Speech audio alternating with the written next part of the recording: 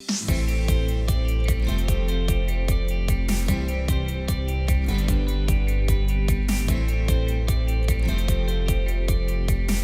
you and I've talked before. Dad Awesome is a great podcast, and we're going to encourage people to listen to that and all the wisdom you bring to that. And your passion for fatherhood is a lot like mine in the fact that I know the difference that the more guys follow God, the more they become who God created them to be as fathers, the better the home are, the better the world is. So how did you get started with that? Your passion, encouraging men to be great fathers. What was the launch pad?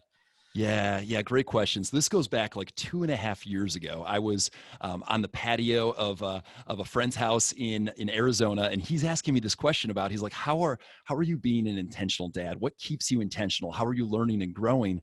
And actually, his question led to me realizing that I was not being an intentional dad from the standpoint of growth. I was approaching leadership and ministry and personal growth and fitness. I was approaching some other areas with a learning mindset of I'm trying to learn, I'm trying to grow. But actually, fatherhood was something that I was just plodding along. I think I was a good dad, but I wasn't intentionally growing mentorship. I wasn't seeking mentorship in the area of fatherhood. So I actually realized it was an area I was not attending to with intentionality.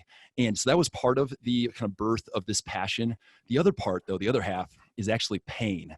And I have actually seen this in a bunch of areas of my life, that it was pain that led to a deep passion. And the pain actually comes from two places. It was from my own dad.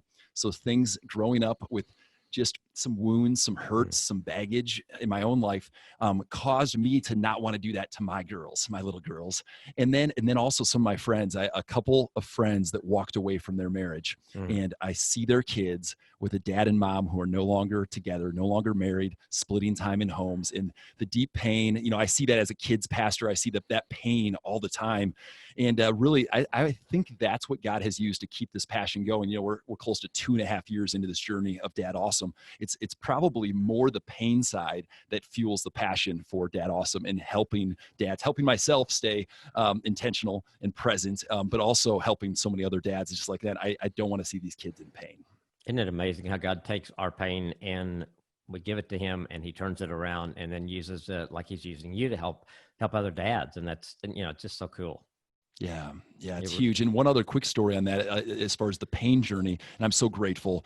After I hit publish on episode number 1 of Dad Awesome, the next morning, my dad was rushed to the hospital with brain cancer and lung cancer. And so the parallel journey of growing this fatherhood ministry was actually parallel to a healing journey with my dad and I. And he was my greatest fan, my greatest encourager. He was praying for the ministry as it grew. And we actually walked through a healing process it was 100 weeks. So basically, he went home to be with Jesus on episode 100 of Dad Awesome. Wow. And so this was, about 6 months ago now at the time this will air. And so the gift, actually pain turned into deep healing in the birth of this ministry, which is I just so thankful to God for.